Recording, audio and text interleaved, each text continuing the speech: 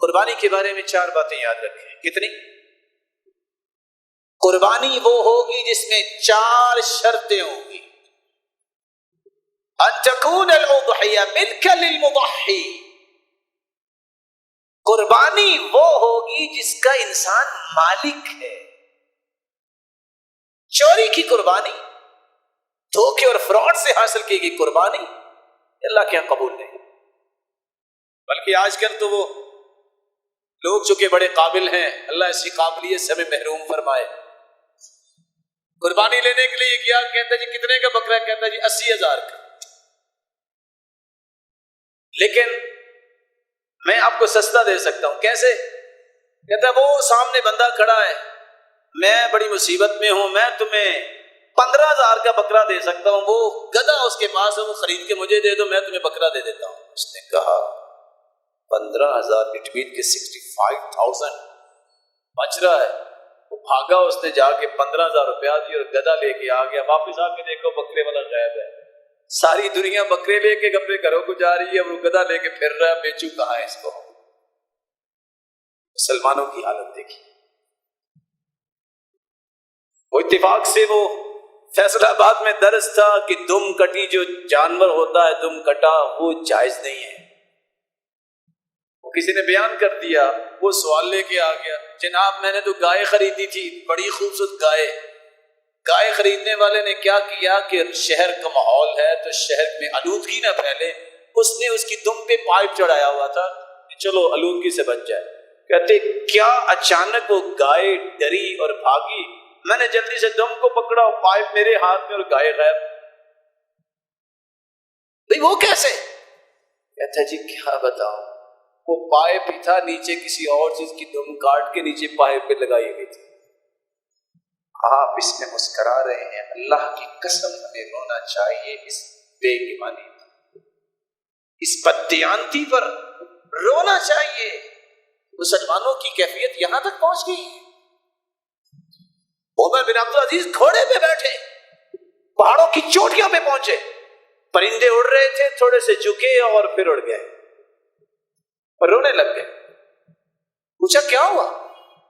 کون سرو علی رؤوس الجبال، بلاؤ بیت المال سے دانے منگواؤ اور پہاڑوں کی چوٹیوں پہ بکھیر دو. عمر بن عبدالعزیز کی غیرت گوارا نہیں کرتی کہ پرندہ بھی یہاں سے اڑے اور بھوکا ہی گھبر کے گزر جائے، اس سرحد میں آئے تو کھا کے گزرے. آج پتہ نہیں ہمیں کیا ہو گیا ہے. کوشش ہماری یہ ہوتی ہے کوئی پنی لگی جائے، کوئی ہاتھ دکھائی جائے. ان تکون الاضحیۃ ملک للمضحی، قربانی وہ ہوتی ہے جس کا انسان مالک ہوتا ہے. دوسری بات، رسول اللہ صلی اللہ علیہ وسلم نے قربانی کے بارے میں فرمایا ان تکون الاضحیہ من الجنس المعین، ان جانوروں کی قربانی کی جائے جس کو شریعت نے متعین کیا ہے. وَلِكُلٍّ جَعَلْنَا مَنْسَكًا لِيَذْكُرُوا اسْمَ اللَّهِ عَلَى مَا رَزَقَهُم مِّن بَهِيمَةِ الْأَنْعَامِ، بہیمۃ الانعام سے قربانی کی جائے. امام نووی صحیح مسلم کی شرح لکھنے والے فرماتے ہیں الاجماع على انه لا يجوز في الاضحية لا يجزئ في الاضحية الا الابل والبقر والغنم. اجماع اس بات پہ ہے کہ قربانی یا اونٹ کی ہوگی یا گائے کی ہوگی یا بھیڑ بکری کی ہوگی. اور یہاں کتنے جو ہیں وہ چونکہ پڑھے لکھے ہوتے کہتے ہیں جی بھینس کی کیوں نہیں ہو سکتی، ساری زندگی ہوگی ہمیں کٹا شریف کرتے ہوئے، آپ نئے مولوی آ گئے ہیں. اچھا جی وہ کیوں کرنا ہے، کیوں نہیں کرنا؟ بھائی صحابہ اور سلف نے کیا ہی نہیں ہے. کہا گائے کی زکوٰۃ پہ بھینس کی زکوٰۃ کا قیاس تو کرتے ہیں. بھائی زکوٰۃ قیاس سے نہیں ہوتی، زکوٰۃ نص سے ہوگی. اگر صرف قیاس چلے گا تو کتنے بڑے گھروں میں لہنگے ایسے پڑے ہیں جن پہ زکوٰۃ پڑے گی اور کپڑوں پہ تو کوئی زکوٰۃ نہیں ہوتی. کتنے مہنگے برتن پڑے ہوئے ہیں، ان برتنوں پہ بھی زکوٰۃ پڑے گی، برتنوں پہ زکوٰۃ تو نہیں ہوتی. تو کس کس جگہ آپ جائیں گے؟ رسول اللہ صلی اللہ علیہ وسلم نے. اور ویسے اگر دیکھا جائے تو جتنا لذیذ گوشت, اور کچھ لوگ کہتے ہیں اصل بات پتہ کیا جی, کٹھے کا گوشت بڑا لذیذ ہوتا ہے. آپ بتائیں ہرن کا گوشت لذیذ ہوتا ہے کہ بھینسے کا؟ نیل گائے زیادہ لذیذ ہے کہ بھینسا؟ کیوں نہیں کرتے ہم؟ تیسری بات, ان تكون الاضحیہ تبلغ السن المعتبر شرعا, اس کی عمر شرعا ثابت ہو کہ اتنی عمر کا ہے. اور عمر کے بارے میں رسول اللہ صلی اللہ علیہ وسلم نے فرمایا لا تذبحوا الا مسنہ, جانور وہ ذبح کرو جو دوندا ہو, جس کے دو دانت ٹوٹ چکے ہوں. الا ان يعثر عليكم فتذبحوا جزعة من الضأن, اگر دوندا نہیں مل سکتا تو آپ, بھیڑ مذکر ہے یا مؤنث ہے, جزع بھی ہو تو کیا جا سکتا ہے. اونٹ 5 سال کا جزا ہوگا, 2 سال کی گائے ہے جزا ہوگی. ما اکمل السنہ, بھیڑ مذکر ہو یا مؤنث اگر 1 سال کا ہو گیا ہے جزا ہے, کیا جا سکتا ہے جب دوندا نہیں مل رہا. اور بعض نے کیا کہا, مل بھی جائے پھر بھی یہ کر سکتے ہیں, لیکن افضلیت پھر بھی دوندے کو ہوگی, کیونکہ رسول اللہ صلی اللہ علیہ وسلم نے اعلان فرمایا ان الجزع يوفى مما يوفى منه السنی, جس طرح دوندا جانور ذبح کیا جا سکتا ہے اس طرح جزع بھی کیا جا سکتا ہے. رسول اللہ صلی اللہ علیہ وسلم نے یہ اعلان فرما دیا تھا. چوتھی شرط ان تكون الاضحیۃ سالمة من العیوب المانعة, اس جانور میں کوئی عیب نہ ہو. عیب کے بارے میں 4 عیب بیان کیے ہیں. العوراء البین عورها, ایسا کانا جانور جس کا کانا پن ظاہر ہو, تو جو نبینا ہو بلولا جائز نہیں ہے. المریضہ البین مرضها, ایسا بیمار جانور جس کی بیماری ظاہر ہے, جو کھڑی نہیں ہو سکتی, یا جس کو چلائے دائیں طرف وہ چلے بائیں طرف. وہ جو حدیث لوگ بیان کرتے ہیں کہ اس پہ بیٹھ کے پلسرات گزرنی ہے, وہ پلسرات کو آگے گزرنے کی بجائے پیچھے کو چل پڑی تو کیا بنے گا؟ یہ الگ بات ہے کہ وہ حدیث صحیح ہے کہ نہیں صحیح. اس لیے اس طرح کی بات بیان کرنی پڑتی ہے, حدیث کو پیش کیا کرے صحیح ہو. ایسا بیمار اور لاغر جانور جو چل ہی نہیں سکتا, یہ اللہ کے یہاں قبول نہیں ہوگا, ذبح کر لے. والعرج البین ضلعها, ایسا لنگڑا جانور جس کا لنگڑا پن واضح ہے. والکثیرہ التي لا تنقی, ایسا جانور جس کا دماغ ہی نہیں ہے,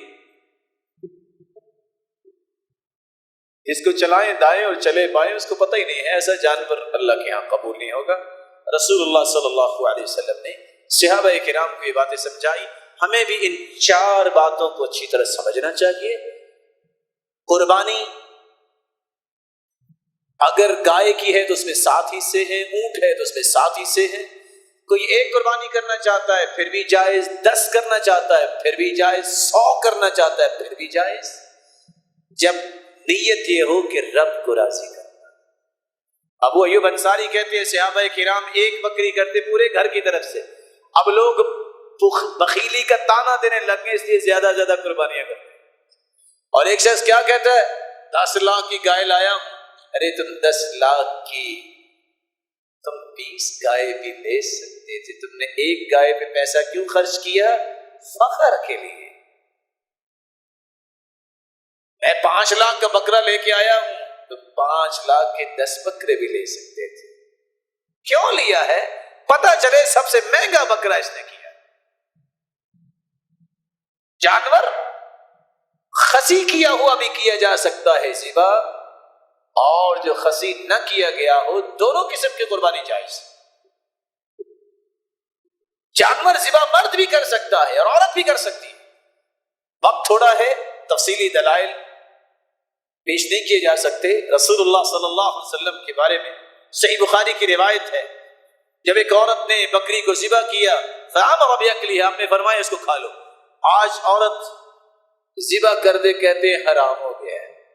کہاں لکھا جی؟ عورت ہے نا, اچھا عورت ہاتھ لگا دے تو حرام ہو جائے گا؟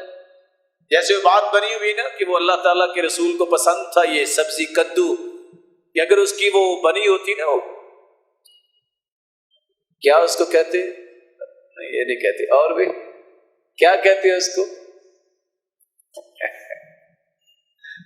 وہ بیل جس کے ساتھ لگتا ہے نا، اس کو ڈوڈی کہہ دیتا ہے، کوئی کچھ کہہ دیتا ہے، وہ اگر پہلے کاٹ دے نا کہتے رام ہو گیا۔ اچھا اس کی حلت جو ہے اس کے ساتھ لٹکی ہوئی تھی، اب کٹ گیا تو رام ہو گیا۔ لا الہ الا اللہ۔ یہ کس نے کہا؟ نہیں بڑے بڑے لوگوں نے کہا ہے۔ وہ کون سے بڑے؟ کو مولوی بھی ان میں ہے، تو ضروری ہے کو مولوی بڑے ہوتے ہیں؟ بس ہمارے بڑوں نے کہا تھا کہ رام ہو گیا۔ رسول اللہ صلی اللہ علیہ وسلم کے صحابی ابو موسیٰ اشعری رضی اللہ تعالی عنہ نے امر بناته ایضحین بایدیہن، بیٹیوں کو حکم دیا جاؤ اپنے اپنے جانور خود ذبح کرو۔ کون ہے؟ ابو موسیٰ اشعری رضی اللہ تعالی عنہ۔ رسول اللہ صلی اللہ علیہ وسلم نے ذبح کرنے کا طریقہ بھی بیان کیا ہے اور ذبح کی آداب بھی بیان کی ہے۔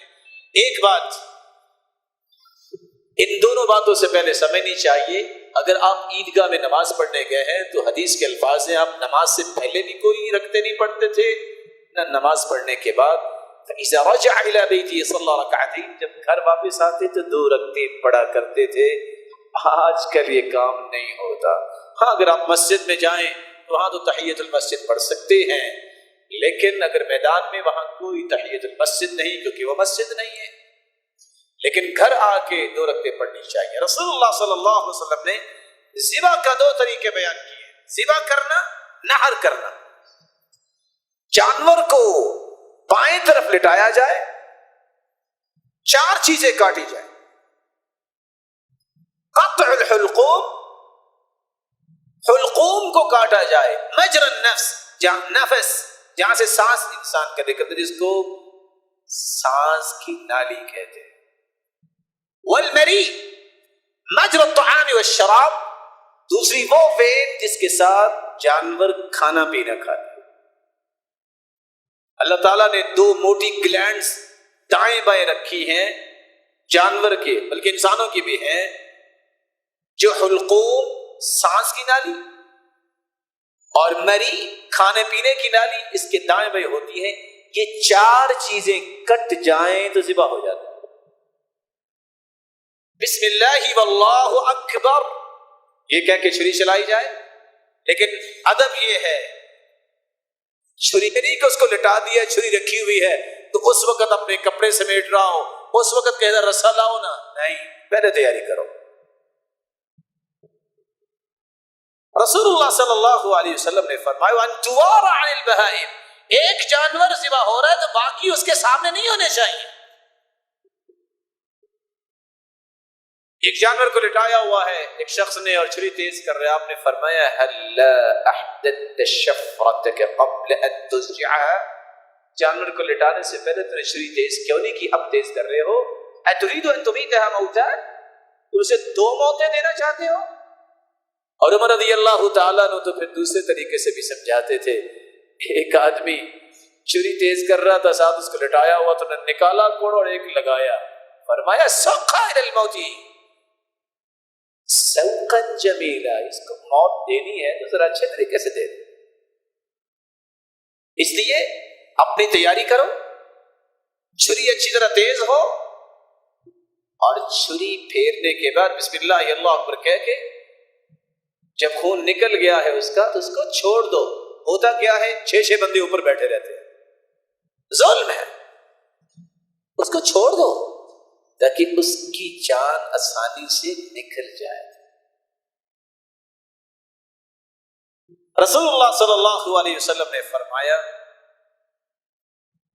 کہ جب تم قربانی کرتے ہو تو قربانی 10 ذی الحجہ کو 11، 12 اور 13 ذی الحجہ تک مغرب تک کر سکتے ہو، دن کو بھی اور رات کو بھی۔ شرط یہ ہے کہ رات اس لیے نہ کرو کہ کنڈی لگا کے کر لیں گے کوئی آئے نہ، یہ ناجائز ہے، وغیرہ رات کو بھی ہو سکتی ہے دن کو بھی ہو سکتی ہے۔ اپنی طرف سے بھی قربانی آپ کر سکتے ہیں، گھر والوں کی طرف سے بھی کر سکتے ہیں، خود بھی چھری پھیر سکتے ہیں، کسی کی مدد بھی لے سکتے ہیں۔ رسول اللہ صلی اللہ علیہ وسلم نے 100 اونٹ قربان کیے، 63 اونٹوں کو خود نحر کیا.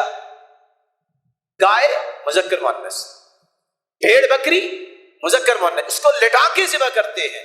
اور اونٹ کا ذبح کرنے کا طریقہ کیا ہے؟ اس کو نحر کہتے ہیں. اونٹ کو کھڑا کرو، مذکر مؤنث ہو، اگلی بائیں ٹانگ کو باندھو اور اس کے سینے میں کوئی تیز دھار چیز لگاؤ، یہ اس کا نحر ہے. جب وہ گر جائے گا گوشت تو بنا نہیں ہوتا. ایک شخص نے اونٹ کو بٹھایا ہوا اور ذبح کر رہا ہے. عبداللہ بن عمر رضی اللہ تعالیٰ نے کیا فرمایا؟ ابعثها قیاما مقیدہ سنت رسول اللہ صلی اللہ علیہ وسلم. اس کو کھڑا کرو اور اس کی بائیں ٹانگ باندھو. معقولۃ الید الیسری، اس کی بائیں ٹانگ کو باندھو. 63 کو آپ نے خود نہر کیا، باقی علی رضی اللہ تعالیٰ نے کہا کہ آپ مکمل کریں. قربانی کے بعد اگلا مرحلہ، کیا مسلمان قرآن و سنت کی روشنی جب صحیح نہیں ہوتی پھر تخبط کا شکار ہوتے ہیں. لیکن ذمہ داری ہے کہ رہنمائی دینی چاہیے. بینر لگا ہوتا ہے فلاں ہاسپٹل میں کھالے پہنچائیں، ثواب دارین حاصل کریں. ادھر بینر لگا ہوگا فلاں مدرسے میں پہنچائیں، ثواب دارین حاصل ہوگا.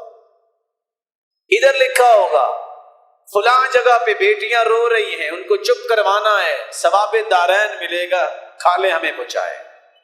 الا فلیتقوا اللہ، اللہ سے ڈر جائیں. دین پیش کرنے والے کو دین پیش کرنا چاہیے. صحیح مسلم کی روایت، رسول اللہ صلی اللہ علیہ وسلم نے حکم دیا، علی رضی اللہ تعالی عنہ، کتاب الحج باب فی الصدقہ فی لحوم الہدی وجلودها وجلالها، 317 نمبر روایت. اور ابن ماجہ میں 3157 نمبر روایت، ان رسول اللہ صلی اللہ علیہ وسلم امرہ ان یقسم بدنہ كلها لحومها وجلودها وجلالها للمساکین. آپ نے حکم دیا علی رضی اللہ تعالیٰ عنہ کو، جاؤ جانوروں کے گوشت کھالیں، چھولیں، مسکینوں میں تقسیم کریں. مومن دیانتدار ہوتا ہے. اس کا یہ مطلب نہیں ہے کہ آپ کسی مدرسے میں دے نہیں سکتے. اس کا یہ مطلب نہیں ہے کہ واقعی کوئی بیٹی رو رہی ہے تو وہاں پہنچا نہیں سکتے. مطلب اس کا یہ ہے کہ پہلا حق مسکین کا ہے. خود تو آپ گاڑیوں پہ جائیں عید پڑھنے اور پڑوسی کے گھر میں پانی نہیں، اس کی جوان بچیاں ساتھ ساتھ گھروں میں جا کے پانی بھر کے لاتی ہیں. مسلمان کو غیرت نہیں آتی؟ پہلے اس کا حق ہے. رنگ برنگے لباس سے بے تن کرنے والا شخص سوچتا نہیں ہے کہ جس کے پاس گرمی کے دن گرمی ساری نکل گئی، ایک پنکھا گھر میں نہیں ہے کہ ان کو ہوا مل جائے. ایک مسلمان مہنگے مہنگے کمبلوں میں رات گزارے اور بستروں میں، اور کتنے ایسے گھر ہیں اس کے نیبر میں جس کے پاس بستر نہیں ہے، اس کو غیرت نہیں آتی. صحیح مسلم کی روایت ہے، مسکینوں میں دے. مسلمان دیانتدار ہوتا ہے. آپ مساکین کو سب سے پہلے بچائے. جہاں اللہ تعالیٰ نے قرآن مجید میں یہ بیان کیا ہے، خذوہ فغلوہ ثم الجحیم صلوا ثم فی سلسلۃ ذرعها 70 ذراعا فاسلكوه انه كان لا يؤمن بالله العظيم ولا يحض على طعام المسكين. ان کو زنجیروں میں جکڑ دو. گناہ کیا ہے؟ ان کا اللہ پہ ایمان نہیں تھا اور یہ مسکینوں کے کھانے کے بارے میں لوگوں کو رغبت نہیں دیتے تھے. تجوریاں بھر لی جائیں اور مسکین بھوکے کے بھوکے. رمضان آئے زکاتیں اکٹھی، عید الفطر آئے فطرانے اکٹھے، صدقات اکٹھے، مسکین مسکین رہ گیا. کہاں گئے؟ تخبط جب انسانیت کے اندر آتا ہے، فقیر کیسے ختم ہو؟ کس طرح محتاجوں کی محتاجی ختم ہو؟ ضرورت مندوں کی ضرورت کون پوری کرے گا؟ اس لیے صحیح بخاری کی روایت شاید کسی کی سمجھ میں آئے، تؤخذ من اغنیائہم وترد علی فقرائہم. حکم یہ ہے جس شہر کے امیروں سے زکات دی جائے پہلے وہاں کے غریبوں پہ خرچ کی جائے، دور لے جانے سے پہلے یہ کام۔ اس لیے مساکین کا حق پہلے ہے، جب آپ نے ان کو پورا کر لیا ہے آپ کسی مدرسے میں بھی دے سکتے ہیں، آپ کسی دوسری جگہ بھی نیکی کے کام میں دے سکتے ہیں، لیکن حدیث کی روشنی میں آپ کو ٹاپ پریورٹی میں مساکین کا رکھنا چاہیے۔ رسول اللہ صلی اللہ علیہ وسلم نے فرمایا من باع جلد اضحیتی فلا اضحیت له، جو کھال کو بیچتا ہے اس کی قربانی نہیں۔ کیا ہوا؟ قربانی نہیں ہے، ہم تو کھال بیچتے ہیں۔ فلا اضحیت له، صحیح الجامع کی روایت 6118 نمبر حدیث ہے، کیا کریں؟ کیونکہ یہ مسکینوں کا حق ہے، اور اگر کوئی مسکین بیچارہ اتنا ہی ہے وہ بیچ بھی نہیں سکتا تو بیچ کے بھی خود نہیں، اس کو دے دے۔ قربانی کرنے والے کو کھال یا گوشت اجرت کے طور پہ دینا جائز نہیں۔ ولا يعطى من جزارتها شيئا، صحابی کہتے كنا نعطي من عندنا، ہم جس سے قربانی قصاب سے کرواتے قربانی کا گوشت اس کو نہیں دیتے تھے بطور اجرت، نہ کھال بلکہ پیسہ دیتے تھے۔ ہاں اگر گوشت اس کو دینا چاہتے بطور تحفہ دے دو، لیکن اجرت نہیں۔ رسول اللہ صلی اللہ علیہ وسلم نے فرمایا جو قربانی کرتا ہے وہ خود بھی کھا سکتا ہے، قربانی کرنے والے کو چاہیے فَكُلُوا مِنْهَا وَأَطْعِمُوا الْبَائِسَ الْفَقِيرَ، خود بھی کھائے فقیروں کو بھی دے، نا امیدوں تک بھی پہنچائے جن کو کوئی بھی نہیں پہنچاتا۔ فَكُلُوا مِنْهَا وَأَطْعِمُوا الْقَانِعَ وَالْمُعْتَرَ، خود بھی کھاؤ اور قناعت کرنے والوں کو بھی دو جو مانگتے نہیں ہیں، ان کے گھروں تک پہنچاؤ۔ والمعتر، ضرورت مند کو بھی دو، مہمانوں کو بھی کھلاؤ۔ اگر زیادہ قربانیاں کی ہیں تو آپ ذخیرہ بھی کر سکتے ہیں، اس کا مطلب یہ نہیں ہے ذخیرے کر کے ادھر ذبح کرو ادھر باہر سے لاک کرو اور سیدھا فریج میں اور فریزر میں جائے، یہ مطلب نہیں۔ آپ نے سب کو حق دیا، پھر آپ ذخیرہ بھی کر سکتے ہیں۔ علی رضی اللہ تعالی عنہ ان کے سامنے جب سفر سے آئے کھانا رکھا گیا، فرمایا یہ گوشت کون سا؟ کہا قربانی کا۔ کہا اتنی مدت ہوگی ابھی تک پڑا ہے، میں نہیں کھاؤں گا جب تک اللہ کے رسول سے نہیں پوچھوں گا۔ اللہ کے رسول صلی اللہ علیہ وسلم سے پوچھا، آپ نے فرمایا کلوہ من ذی الحجہ الی ذی الحجہ، ایک ذی الحج سے لے کے اگلے ذی الحج تک بھی کھایا جا سکتا ہے۔ ہو سکتا ہے کچھ لوگ کباب بنا کے رکھ لیں، چلو مہینے بعد 4 کباب لگا لیا کریں گے، کوئی حرج نہیں، شریعت نے اس بات کی اجازت دی ہے، صحیح کی روایت ہے۔ لیکن اس کا مطلب یہ نہیں ہے کہ ساری دنیا محروم، صرف کباب چلیں گے تو میرے گھر بھی سارا ساتھ چلے گی، باقی کسی رشتہ دار کو ایک بوٹی بھی نہیں پہنچے گی، اس کا یہ قطع مفہوم نہیں ہے۔